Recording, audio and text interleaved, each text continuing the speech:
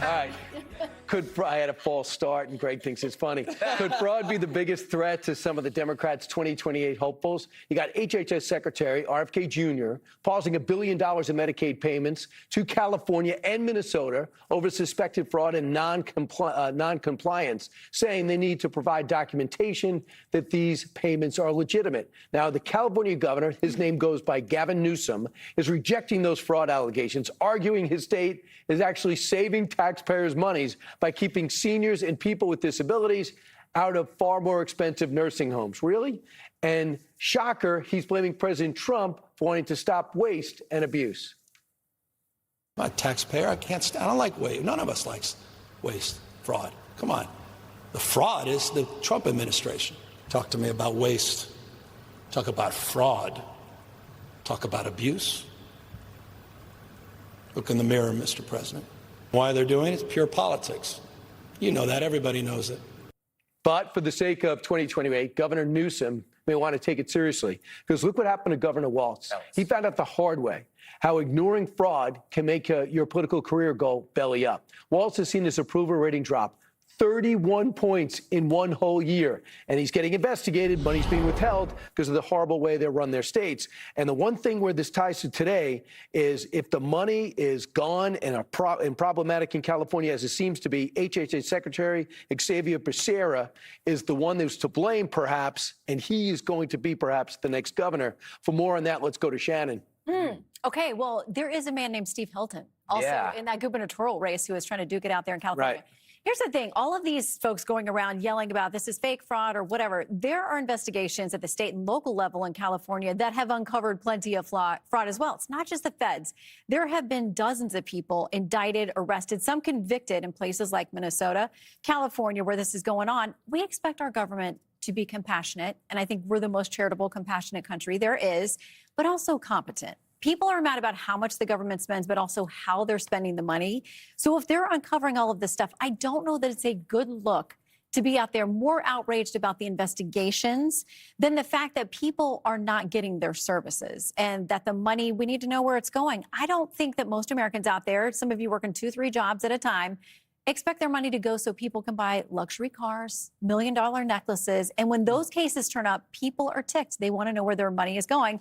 I don't think it's a good luck to be on the side of not investigating. I mean, we're finding out, Jesse, this is CMS officials doing investigating. It's HHS. This is not Trump. He said, find the fraud. I'll put a czar in charge. They're finding a ton of fraud in California. Why doesn't Gavin Newsom ever get on the train? He goes, let's find out more. I had no idea. Yeah, so Gavin says I'm on it, and then they ask, we'll open up the books, and then Gavin's in hiding. Yeah. Shirley was just out there. He was tagging along with Oz. So this is how this works. Someone sets up this medical supply company, right? You sell knee braces and rockers. And so you bill these ghost clients.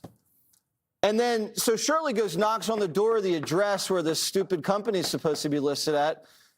And there's no business. There's no wheelchairs. It's just some random Spanish lady. And she's like, oh, I don't know. And so instead of saying, thank you, Nick Shirley, we're on it, they pass a anti-Nick Shirley Act. Yes. So he's not allowed to do that type of journalism in California. Under the Biden administration, they would even flag the fraud, and then they just give him the money anyway and then try to claw it back. Did they claw any back? Absolutely not. And so the money is out the window, and Gavin's like, it's not my fault. So his numbers were already going down. Gavin's getting trounced in New Hampshire. He's getting trounced in South Carolina. Kamala's beating him by like double digits now. It's because he's squeamish and he's wishy-washy and he's very effeminate. And he doesn't even look like he cares that we're losing the money. Didn't you say he was going to be the nominee? The betting markets still have him as the favorite. It doesn't mean I can't punch him. I feel like you told us at verbally. one point, though, that you were had a crush on him or something. Crush? When his book came out, Jessica I said he was all right. shaking her head. I met him once, and he was cool, but I mean, he's an idiot. But Right. looking at it? Well, he's also being investigated. He gives Donald Trump's investigating me. There's a real investigation going on. It was happening in the previous administration. Jessica, why not have the 2 Democratic governors embrace this federal fraud? Well, he did. rewind the tape, not fast forward, back to April of this year. They had a big press conference. California prosecutors worked for Gavin Newsom, busted a hospice fraud ring, $267 million in fraud. They were doing that without the administration. Jesse says, well, why doesn't Gavin do this himself? Why doesn't he open up the books? Why doesn't he care about the fraud? You have the $267 million. California submitted a 60-page, quote-unquote, integrity action plan in February to the federal government, has gotten no response. They've been reaching out to the federal government for details on the widespread fraud and have gotten no response. That's not true. Yes, it is true. No, it's you're just Dr. Oz buying the was pushing BS back. he's selling, Okay. Jessica. They said just Newsom, document the payments are legit, and he can't do it. Here are 3 facts that you cannot refute. Newsom signed hospice licensing moratorium in 2021. The Trump administration replicated it in 2026. The Trump administration even praised Newsom's crackdown on EBT fraud. They had an 80% drop. The Undersecretary, Patrick Penn, said, it's one of those good news stories we want to promote. And then there is the elephant in the room, which is that Donald Trump has either commuted the sentences of or pardoned people who have defrauded American people through the Medicare and Medicaid system to the tune of almost $2 billion. So they want us to take RFK Jr. seriously, or Donald Trump when they talk about fraud, and they're pardoning the fraudsters themselves. That reeks to me. These healthcare programs are up 24% over the last few years. Greg, do you want to just agree with Jessica? Like usual. Yes. Try it. No, you know, I'm constantly amazed that Tim Walz is still governor, because it's like, it's not enough just to let him say, I'm not running again. That's just too easy. You know, I remember the era of the shamed politician, the one who resigns because of the awful things that have happened. You know, if this were Japan, you know what he would do. Yep. He'd move to China. But anyway, and then ideally, the people that root out the corruption, they would swoop in. They'd have a seat at the table. They'd get a chance to fix things. But if you ever notice this, even when you get rid of the corruption, it doesn't matter. Look at Chicago. You know, we were like, oh, finally, Lori Lightfoot's out. What a scam. And then who do they bring in?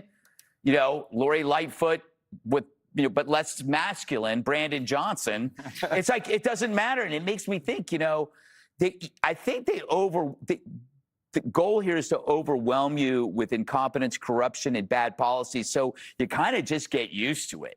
It's like, does anybody care what Brandon Johnson's doing anymore? And I bring him up because when Walz goes, what's going to be put in that place? When Amy Klobuchar. Exactly. Should be amazing. And please. And then you have Gavin Newsom, or who I like to refer to as Ellis from Die Hard.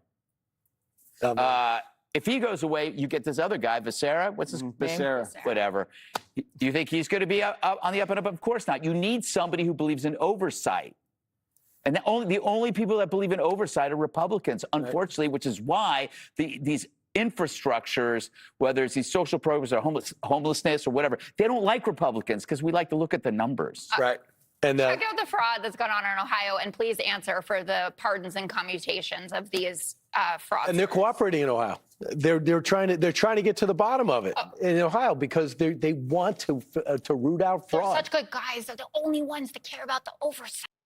Be sure to like and subscribe for all the Fox News latest on YouTube, and catch full shows streaming now on Fox One.